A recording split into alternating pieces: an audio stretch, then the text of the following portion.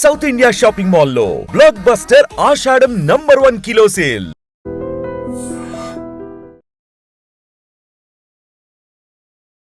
నమస్కారం, welcome to I dream. ధర్మ మార్గం విత్ విజిత కార్యక్రమానికి స్వాగతం.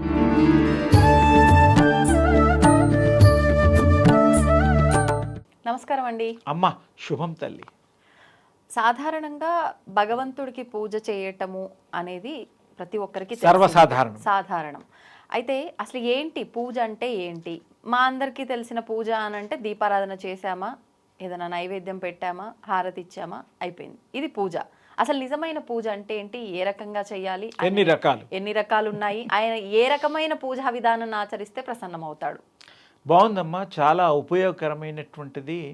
ఆ తల్లులకి తండ్రులు అందరికి కూడాను పూజ గురించి తెలుసుకోవాల్సిన అవసరం ఎంతైనా ఉంది. కొంచెం డిఫరెంట్గా కూడా మాట్లాడుకుందాం. నిజార్థం చెప్తాం. పూజ, నిత్య పూజలు అవన్నీ చాలామంది చేసుకుంటారు, ఉపాసనలు చేస్తూ ఉంటారు, భక్తి భావంతో భజనలు చేస్తూ ఉంటారు, రకరకాలుగా వ్రతాలు కూడా చేస్తూ ఉంటారు, అయ్యప్ప దీక్షలు అవి ఇవన్నీ పూజలోకే వస్తాయి. కానీ పూజా విధానంలో మనము బ్రాహ్మీ ముహూర్తంలో గనక లేచి ఏ మానవులు చేయగలుగుతారో, తల్లులు చేయగలుగుతారో వాళ్ళకి ఫలితం తొందరగా వస్తుంది. ఆ టైంలో విశ్వం అంతా కూడా శక్తి పుంజాల్ని ప్రసరింపచేసేటువంటిది బ్రహ్మ ముహూర్తము ఇత్యాది కొన్ని రకాల పేర్లు ఉన్నాయి. మరి ఇప్పుడు అంటే ఒక్కొక్కరు ఒక్కొక్క రకమైన సమయం అనేది చెప్పడం జరుగుతుంది. బ్రాహ్మీ ముహూర్తం అంటే ఏంటి అసలు కరెక్ట్ అయిన అంటే కొంతమంది సూర్యోదయానికి ముందు 46-48 నిమిషాలని కొంతమంది చెప్తూ ఉన్నారు. అసలు నా మటుకు నేను 2:45 కల్లా ఉదయం మా కార్యక్రమాలు మొదలు పెట్టేసుకొని, అంటే అది బ్రాహ్మీ ముహూర్తమా? జస్ట్ ఇక బిగిన్ అవుతుంది. 3ంటికి కూడా మరి ఎన్టీ రామారావు గారు 3 గంటలకే ఆయన లేచేవారు. మన సీఎం నందమూరి తారక రామారావు గారు మరి ఆయన కూడా మరి 3కి చాలా ప్రాముఖ్యత ఇచ్చారు. 3 గంటలు లేచి ఆయన చేసేవారు. అలా ఎంతోమంది యోగులు కూడా 2:30 తర్వాత ఒక 5-10 నిమిషాలు, మ్యాక్సిమం 3. కొంతమంది నిద్రనే పోరు యోగులు. ఆ ధ్యానంలో ఉన్న తర్వాత ఈ మెలుకున్న వాళ్ళకి కదా ఈ గొడవ. మెలుకు అనేటువంటి మనం నిర్ణయించుకుని ఇన్నర్ సైడ్ టైం పెట్టుకుంటాం, టైమర్ లాగా. అసలు అలా ఏం లేదు. నిద్ర ఇవన్నీ కూడా మన అవసరాల్ని అనుకూలంగా చేసేది. బ్రాహ్మీ ముహూర్తంలో అంటే అర్థము బ్రహ్మ పదార్థాన్ని, సర్వవ్యాపకమైనటువంటి ఆ యొక్క దివ్య తేజస్సుని వారు గ్రహించడానికి వీలైనటువంటి ఆ యొక్క సమయము బ్రహ్మ ముహూర్తము. ఇప్పుడు దాదాపు ఆ 3 గంటల సమయం నుంచి ఎక్కడి వరకు అనుకోవచ్చు? సూర్యోదయానికి ముందు వరకు. అంటే సూర్యోదయం తర్వాత ఉండదా అంటే ఉంటుంది. శక్తి ఎందుకు ఉండదు? దాదాపు అంటే 2 నుంచి 3 గంటలు. 3 నుంచి 5:30, 5:45 వరకు సూర్యోదయానికి ముందు వరకు తీసుకోవచ్చు. ఓకే. మరి ఒకవేళ 3ంటికే అంటే కష్టం.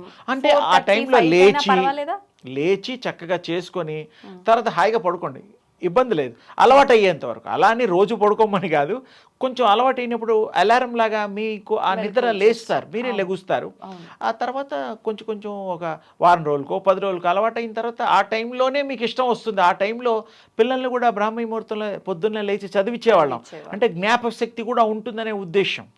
అలాగే మంచి ధ్యానం చేసేవాళ్ళు, మంచి వ్యాయామాలు, రకరకాలు యోగాలు ఇవన్నీ కూడా ఆ టైంలోనే ఎక్కువగా చేసేవాళ్ళు. ఈ పూజా విషయానికి గనక మనం వస్తే, ఈ పూజలో దివ్వెలు పెడతాం. ఆ దివ్వెలు ఎందుకు పెడతామో చాలామంది తెలుసుకోవాల్సిన అవసరం ఉన్నది. విశ్వవ్యాప్తంగా తేజోమయంగా ప్రకాశించేటువంటి ఆ దివ్య తేజస్సుకి అనుసంధానంగా వీరు ఆ జ్యోతులు, ఒత్తులు 2 వేసినా 3 వేసినా 4 వేసినా అది వేరే విషయం. ఒక్కొక్కరు అభిప్రాయాలను బట్టి వేస్తుంటారు.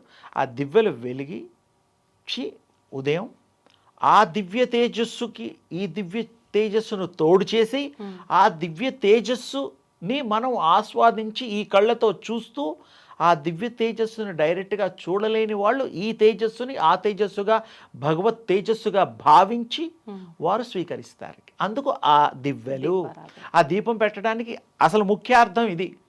ఆ దివ్య తేజస్సు, ఈ తేజస్సు ఒకటే. సమస్య లేదు. అది చూడలేం కదా, అవును. ఇది చూస్తున్నాం కాబట్టి ఇది గ్రహిస్తుంది. అంటే మన ముందు ఉన్న భావన కలగడం కోసం అది ఆ దివ్య తేజస్సు, అది తేజస్సే. ఆ తేజస్సు పెట్టిన తర్వాత ఫోటో కానీ దీపాలు పెట్టినప్పుడు ఇవి కూడా మన విగ్రహాలు కూడా ఈ తేజస్సులో చక్కగా మంచి ప్రకాశంగా కనిపిస్తూ ఉంటాయి. అప్పుడు మీరు ముఖ కవళికలు స్వామివారి తల్లివి చూడొచ్చు, ఏకాగ్రత కుదురుతుంది. అప్పుడు ఆరా కూడా స్వామివారి ఆరాను కూడా మీ ఏకాగ్రత వల్ల పెంచొచ్చు. మీకు కూడా పుట్టుకతో ఆరాతో పుడతాం, ఆరాతో పెరుగుతాం. కొంతమందికి 6 ఇంచులు 4 ఇంచులు ఇలా ఏదో చెప్తూ ఉంటారు. ఎప్పుడు ఆరా పెరుగుతుందంటే మీరు ఎప్పుడైతే ఆ యూనివర్స్ ఆరాలో తేజస్సులో మీరు మెర్జ్ అయిపోతారో, కలిసిపోతారో, అప్పుడు మీ ఆరా ఆటోమేటిక్గా 6 ఇంచులు 1 ఫీటు 2 ఫీటు, కొంతమందికి అయితే అసలు లెక్క పెట్టలేనంతగా తేజస్సులో కలిస్తే అంత స్థాయి ఉన్న పూర్వపు ఋషులు, దేవుళ్ళతో సమానమైనటువంటి ఆరాధకులు, భగవత్ స్వరూపులు, మహిమాన్వితులు, అప్పటికి వాళ్ళలో ఇలా ఆ తేజస్సు పెరిగేది. ఇప్పుడు మనకి పెరగడం చాలా కష్టం. అదే దారిలో అదే పద్ధతుల్లో చేస్తే ఏదో ఒక 2-3 ఇంచులు పెరగొచ్చేమో, 6 ఇంచులు పెరగొచ్చేమో, అంతకంటే ఎక్కువ కూడా పెరగొచ్చు. అంటే మీ యొక్క సాధనను బట్టి ఉంటుంది. సాధన చేస్తే సాధన సమకూరు ధరలోనా అని తప్పకుండా జరుగుతుంది. ఈ దివ్యలు అలా పళ్ళు ఫలాలు మీ యొక్క ఇష్టంతో చేస్తారు. అది కూడా దైవ సంకల్పం. అర్పించి మనమే తింటాం, ఆయన ప్రసాదంగా ఆయన ఆగ్రహాన్నిస్తాడు. తప్పకుండా ఇలా చూసేసి స్పర్శ చేయగలుగుతాడు. అలాగే ప్రసాదాలు ఇవి అవన్నీ కూడాను మీరు చెప్పే ప్రతి మాట కూడా భగవంతుడు చెప్పే మాట మీకు మీరు చెప్పుకోవడమే, మీ శక్తికి మీరు యుక్తిగా చెప్పడమే. తప్పకుండా భగవంతుడు వింటాడు, మీకు సర్వము ప్రసాదిస్తాడు. తేజోమయమైన ఆ దేవుణ్ణి మీరు కొలవడం వల్ల ఏ దేవుణ్ణి కొలిచినా తేజోమయులే. తేజస్సు లేకుండా ఏ దేవుడు లేడు, ఆరా లేకుండా.